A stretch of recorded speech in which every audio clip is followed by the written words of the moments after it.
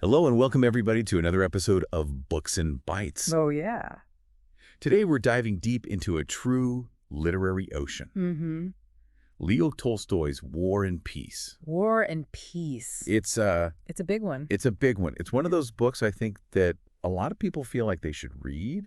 Oh, yeah. But just the sheer size of it can be really daunting. Absolutely. Yeah. I think that's why we're here, though, right? To break it down. Yeah, that's what we're here for. Make it digestible. Make it digestible and approachable for everyone. Exactly. So for our listener who maybe only knows War and Peace as that really long Russian book, Right. can you give us like the quick rundown? What's it about?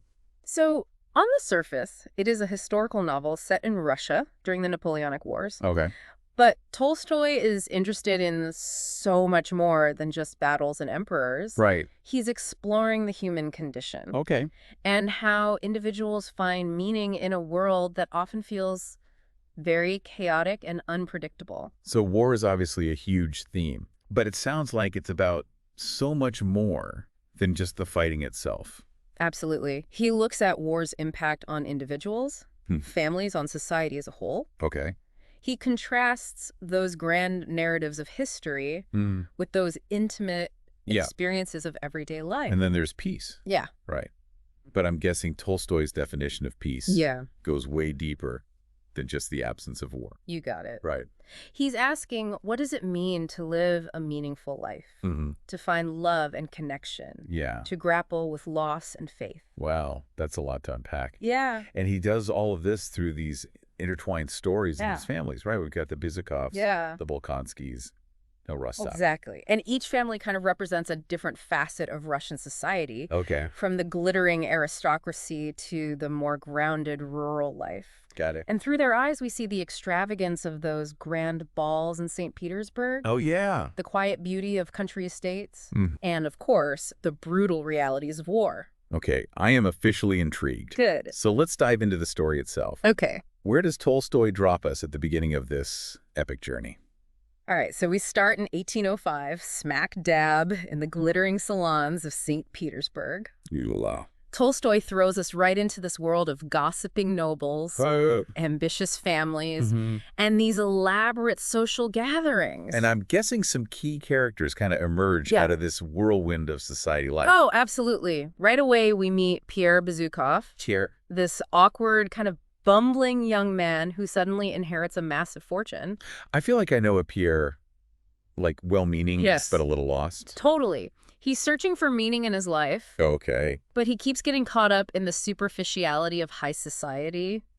He makes some impulsive decisions, like his disastrous marriage to Helene Kuragina.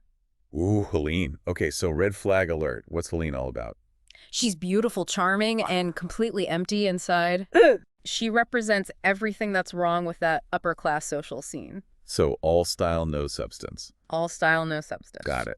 Okay, so Pierre's kind of stumbling around trying to find his footing. Yeah. Who else were we meeting in these early chapters? Well, there's Prince Andrei Bolkonsky. Okay. Who is pretty much Pierre's opposite. Okay. He's intelligent, ambitious, and already disillusioned with the emptiness of high society. So he's our brooding, cynical type. Yeah. Already over it all. Pretty much. He's yearning for something more, something heroic. Okay. Something to give his life meaning. Got it. And then we have Natasha Rostova. Okay. Who is just a burst of pure energy and emotion. Okay, so she sounds like a breath of fresh air in this kind of stuffy world. She is. Okay. She's full of life, a bit naive. Yeah. But she represents this kind of unadulterated passion and joy. I'm already loving this mix of personalities. Yeah. It feels like the setup for some serious drama. Oh, there's plenty of drama ahead. And remember, all of this is happening against the backdrop of the Napoleonic Wars. Right. Which are about to start casting a very long shadow. Yeah. How do these very different characters react when the threat of war looms over their fancy balls and their country estates? Well, for Andrei, war seems like a chance to finally prove himself. Okay. To find the glory and the purpose that he's been craving. Pierre, on the other hand, is completely confused by the political complexities of it all. Right. He doesn't really understand what they're fighting for. And what about Natasha? Is she swept up in the patriotic fervor? At first, yeah. Okay. She's young. She doesn't fully grasp the danger. Yeah. She's more caught up in the excitement and the romance of it all. I'm guessing that innocence doesn't last forever? Nope. especially with Tolstoy at the helm. One of the most pivotal moments that kind of shatters that naivete is the Battle of Austerlitz. Tolstoy does not shy away from depicting the chaos, the brutality, the sheer horror of war. And Andrei is right in the thick of it, isn't he? He is. And the experience leaves him deeply wounded, both physically and emotionally. Right. He sees the futility of it all, the pointlessness of the sacrifices. It's a major turning point for him. Man, that's heavy. So where do we go from this crushing defeat? Does Tolstoy give us a moment to catch our breath? In a way, yes. After the intensity of Austerlitz, the novel shifts its focus to the quieter, more intimate world of the country estates. Yeah. We spend some time with the Rostovs and the Bolkonskys, seeing how they live, how they love, how they deal with the everyday joys and sorrows of life. Okay, I'm kind of ready for a change of scenery after all that battle chaos. Yeah. Tell me more about these families. What are they like? Well, the Rostovs are warm, chaotic, full of life and laughter. They're always throwing parties, playing music, dancing. They really embody this kind of passionate Russian spirit. And the Bolkonskys, are they the more serious, reserved type? Definitely. They're much more formal, austere, bound by tradition and duty. Old Prince Bolkonsky is especially strict, and his relationship with Andrei is pretty strained. It sounds like Tolstoy's contrasting two very different ways of life here. Right. The impulsiveness and the emotion of the Rostovs versus the control and the intellect of the Bolkonskys. Exactly. And, you know, this section of the book, with its focus on family life, is where Tolstoy really digs into those themes of love, marriage, parenthood, and the search for happiness. It's like he's saying, look, there's more to life than just war and social climbing. Right. These intimate relationships, these quiet moments of connection, they matter just as much. And Natasha's right at the heart of all of this, right? Yes. She's growing up experiencing love and loss and starting to understand the complexities of life. Yes, and she's really coming into her own as a character. Remember that carefree, naive girl from the beginning? Well, she's transforming into a young woman who's grappling with heartbreak, responsibility, and her own evolving sense of self. I'm sensing a but coming. Yes. Because we know that this idyllic country life can't last forever. You know it? Right. Especially with Napoleon still lurking in the background. Just when you think our characters might have found some peace and stability. Uh-oh. Bam, Napoleon invades Russia. Here we go. Yeah. And I bet that changes everything. Oh, absolutely. Doesn't it? The invasion brings a whole new level of fear, uncertainty, and patriotism to the forefront. Yeah. And it forces everyone, regardless of their social standing, to confront the reality of war in a way they never could have imagined. I feel like we're just getting started with this epic story. I know, right? What a cliffhanger. It's a good one. We've got family drama, we've got love triangles, we've got the threat of war. Oh, yeah. What else can we expect as we continue our deep dive into War and Peace? Well, the stakes are about to get even higher. We are going to witness epic battles, heartbreaking losses, and incredible acts of courage and resilience. Wow. And through it all, Tolstoy will keep forcing us to ask those big questions about life, death, and the search for meaning in a world that often feels like it's falling apart. I can't wait. Buckle up. To be continued. Yeah. So we left off with Napoleon invading Russia. Right. And Tolstoy really captures that shift in atmosphere, like this growing sense of dread and uncertainty. Yeah, I can only imagine you've got these families who are just starting to find some peace in their personal lives. Yeah. And then this massive external threat throws everything into chaos. Exactly. And Tolstoy uses this upheaval to explore these themes of patriotism and national identity. We see characters wrestling with their loyalties, questioning what it means to be Russian in the face of this existential threat. It's interesting how the invasion kind of forces everyone to pick a side. Yeah. Even if they're not sure what they're fighting for. Absolutely. And Tolstoy doesn't shy away from showing the complexities of war. Right. How it can bring out both the best and worst in people. Yeah. We see incredible acts of bravery and self-sacrifice, but also moments of cowardice, betrayal, and opportunism. Human nature on full display. Precisely. No matter the situation, there are always those who rise to the occasion and those who crumble under pressure. Right. And, you know, one of the things that Tolstoy does so brilliantly is show how War disrupts everything, regardless of social class. Yeah. We see the aristocracy fleeing their estates, peasants forced to abandon their homes, entire communities uprooted and torn apart. It's a reminder that war doesn't discriminate. Right. It impacts everyone, rich or poor, in ways they could never have anticipated. And one of the most powerful and heartbreaking scenes that captures this sense of disruption is the burning of Smolensk. Oh, yeah, I remember that part.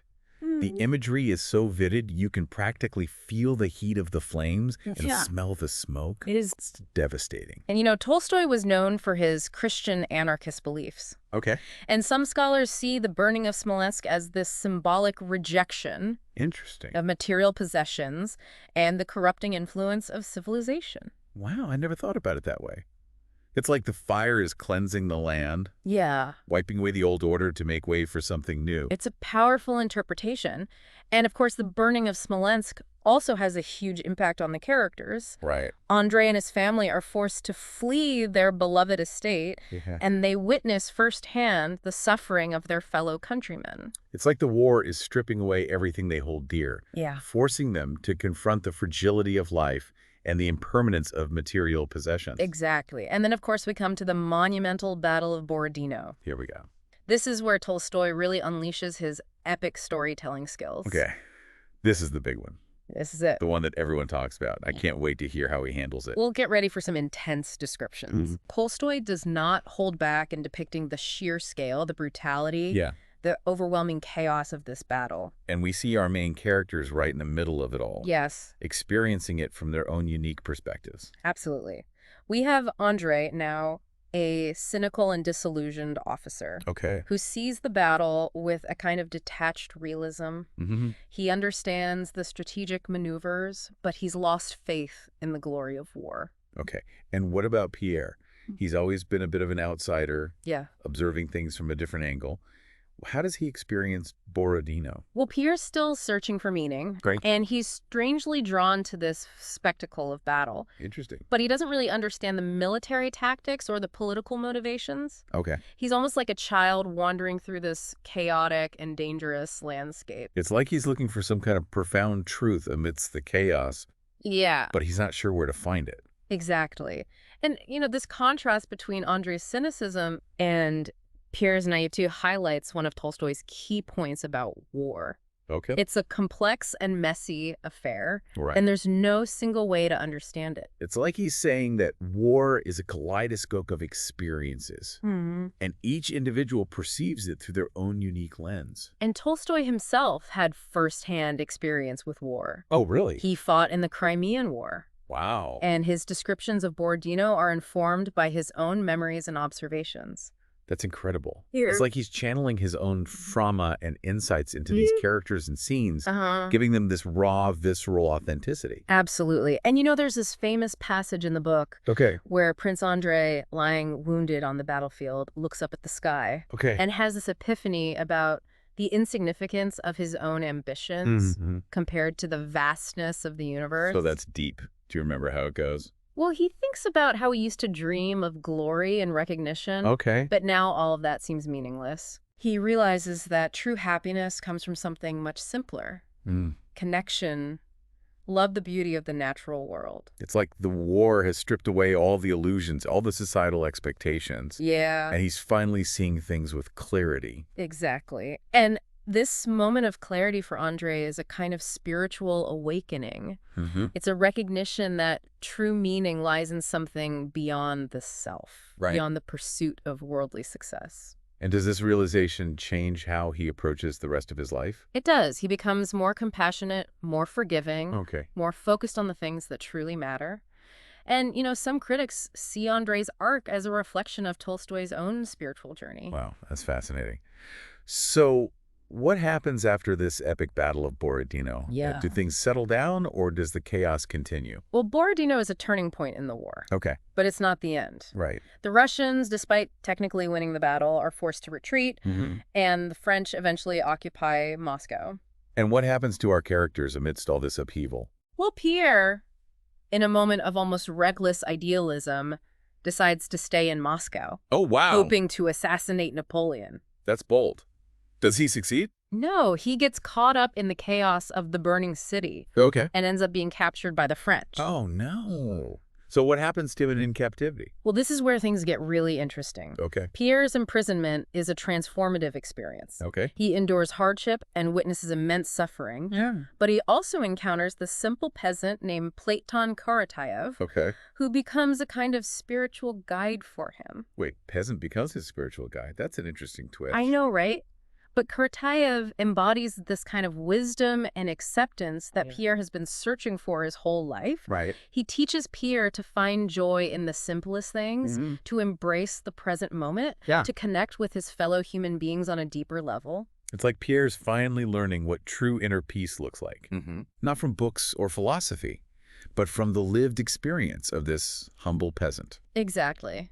And, you know, this encounter is one of the most important moments in Pierre's spiritual development. It sets him on a new path, one that leads him towards a deeper understanding of himself and the world around him. This is incredible. I can't believe how much ground we've covered. No. And we're still just scratching the surface of this epic novel. Right. War and Peace is a journey.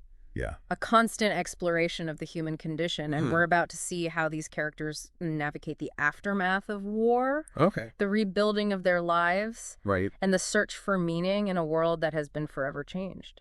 All right. So we've seen battles, burning cities, and some pretty profound personal transformations. Yeah, it's been a wild ride. It has.